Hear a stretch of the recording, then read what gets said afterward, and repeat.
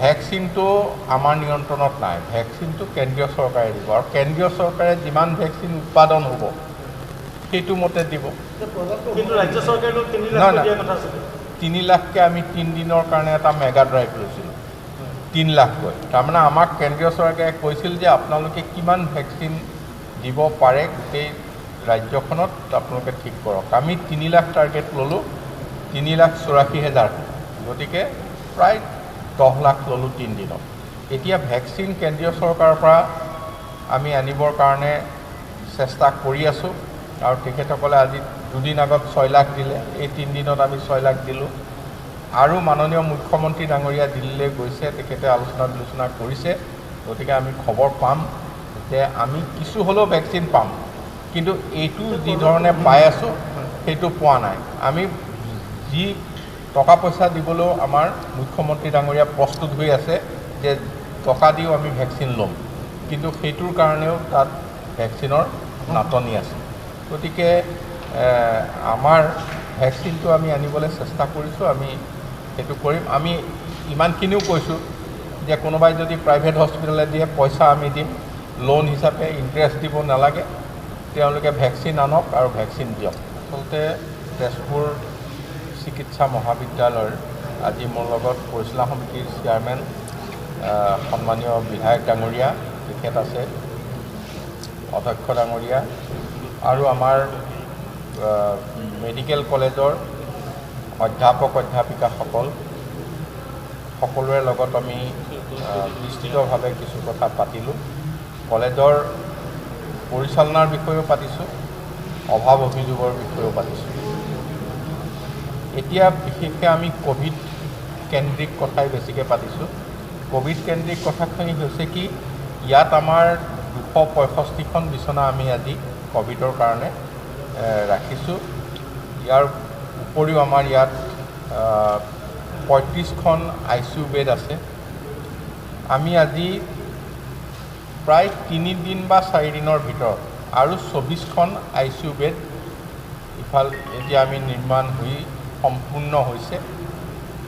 আমি 3-4 দিনৰ ভিতৰত আৰু 24খন ICU বেড ইয়াত আৰম্ভ কৰিব পাৰিম।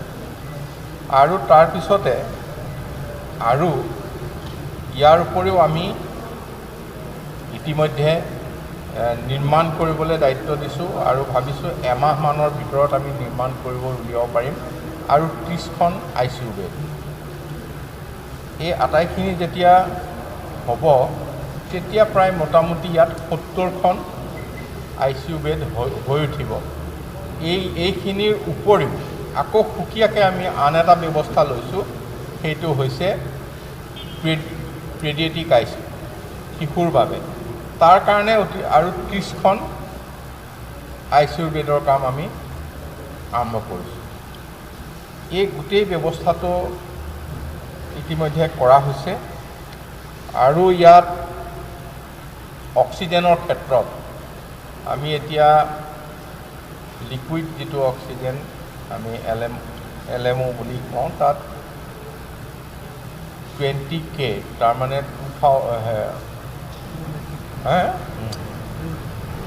2 মেট্ৰিক টন। আৰু ইয়াত এইখিনি ইতিমধ্যে টেংক ইতিমধ্যে হৈছে। ইয়াৰ উপৰিও আমাৰ অক্সিজেন জেনেৰেশ্যন প্লেণ্ট এইখিনি কামো আৰম্ভ কৰা হৈছে। মুঠতে ইয়াত আমি অক্সিজেন কনচেনট্ৰেটৰ প্ৰায় 111টা আছে। ডাঙৰ যিটো জম্বুত আমাৰ চিলিণ্ডাৰ, জম্বু চিলিণ্ডাৰ 37টা আছে। তাৰপিছত সৰু যিটো চিলিণ্ডাৰ আমাৰ সাধাৰণ সেইটো 250টা। এই গোটেইখিনি আমি যদি চাওঁ তেতিয়াহ'লে অক্সিজেন বা অন্যান্য কথাৰ কোনো অভাৱ ইয়াত হ'বলগীয়া নাই। ইয়াত আমাক যিমান প্ৰয়োজন তাতকৈ অতিৰিক্তভাৱে আমি এইখিনি বস্তু পাম। গতিকে তেজপুৰ মেডিকেল কলেজৰ আজিৰ দিনটোত কিছু সমস্যাত আমি আছোঁ। প্ৰায় আজি 35খন বিচনাৰ 30খনতে মানে ICUতে আজি মানুহ আছে, 5খনহে খালী আছে। গতিকে 24খন আৰু যদি 3-4 দিনৰ ভিতৰত সংযোগ হয় তেতিয়াহ'লে আমি এইখিনি কথা পূৰাব পাৰিম। এমাহ বা 1.5 মাহৰ ভিতৰত আৰু 30খন হ'ব, তেতিয়া 70খন বিচনালৈ আমি গুচি যাম। তেজপুৰৰ DC অফিচতো গোটেইখিনি চালোঁ। চোৱাৰ পিছত দেখিলোঁ যে শোণিতপুৰ জিলাই বিশেষকৈ বাগানৰ ক্ষেত্ৰত এটা ভাল ভূমিকা লৈছে। টাউন অঞ্চলবিলাকত সংক্ৰমণ কমিছে। গাঁও অঞ্চলৰ কেইটামান অঞ্চল আমাৰ যেনেকৈ জামুগুৰি, তাৰপিছত সিফালে চাৰিদুৱাৰ বা এনেকুৱা ঠাই কেইটামানত আছে। আমি প্ৰতিটো গাঁৱৰ